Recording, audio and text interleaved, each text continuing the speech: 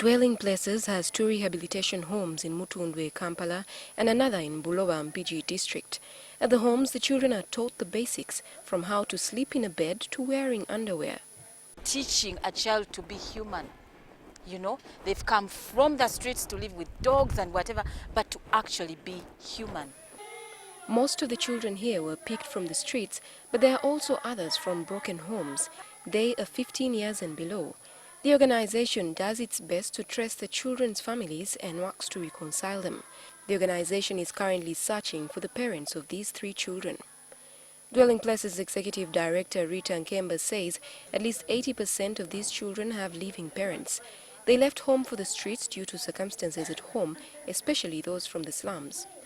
They live in small rooms, and if they have a dad ex who is coming in, Tata Gundi is coming in, you as a child, you have to excuse yourself and go away so that Tata Gundi can stay in the house with mom. So in the process of you being away from mom, you get your friends, you find a place to sleep, and before long you become a person who lives on the streets. Rita is a social worker by profession. She attended Gayaza Junior School for Primary, had secondary education at King's College, Buddo, and then pursued a degree in social sciences at Makerere University. She later did a master's degree in public administration and management at the Uganda Management Institute, UMI. But she emphasizes that her education background has nothing to do with her current work. She is following her heart, pursuing a calling.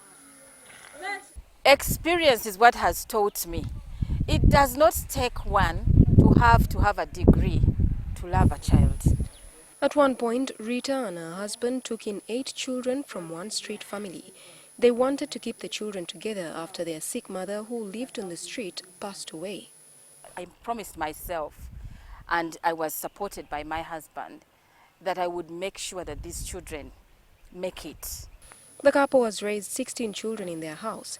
They have 2 biological children, aged 17 and 13. Rita's face lights up at the mention of her husband, former SC Villa team captain and national team player William Nkemba. A star in the cranes. He was number 10 Gwanga. She met William when he came to her family house with friends. I think they were escorting him. Now I know, I think probably they were escorting him because he had spotted me. And guess what? He says that he spotted me at a barrio. I must have been looking really awkward. She was 18 then. They got married shortly after she left university and have been together for 20 years now.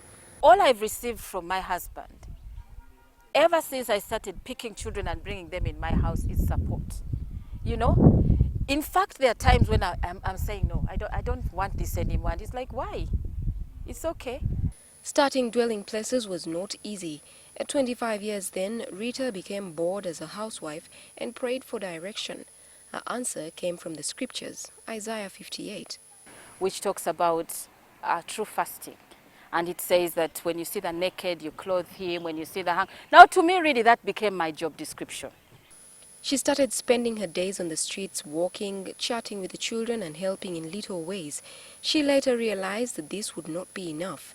It struck her even more when former US President Bill Clinton visited Uganda in 1998 and the authorities swept all children off Kampala streets.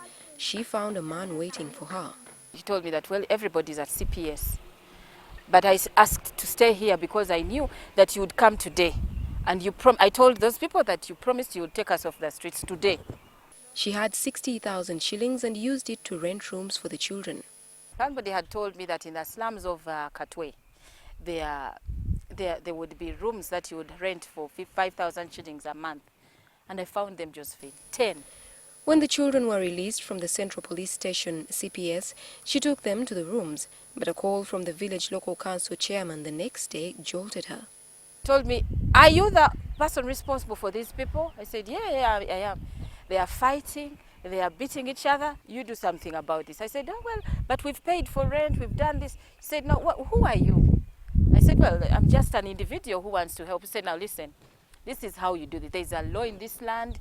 Recalling those days, Rita marvels at her naivety, but acknowledges that the experience provided valuable lessons. Taking the chairman's advice, she registered Dwelling Places as a non-governmental organization. She looks back with pride, but distinctly recalls her lowest moment. 3 of the children that we supported came here with the police. They were saying that we were running a brothel. Everybody that came with them believed them, and I was nearly put on that kabangali. But days later, one of the girls confessed to her that she had been paid to soil her name. This incident nearly destroyed her reputation and all the hard work she had put in. People were talking about it. Oh, Rita Nkemba is bringing children from Karamoja, and she's actually selling the children. She's doing all this. It was in the news. It was everywhere, and I thought, oh my God. She learned one important lesson from all of this. As long as you know what you're doing is right, keep doing it, because time will reveal what the truth is. Dwelling Places also supports children in Karamoja. On 31st May, the organization and its well-wishers will embark on a journey by foot from Kampala to Moroto. They expect to walk for 16 days. It's not true that these children don't want to go to school. It's not true that they want to stay on the streets. It is true that when they are given a chance and an opportunity to stay in school and supported in school, they won't come on the streets. At 44, Rita plans to retire from actively running Dwelling Places. She'll move into an advisory role and go into public service. She believes the city authority needs people like her who have closely worked with street children to understand them better. Josephine Karunji, NTV.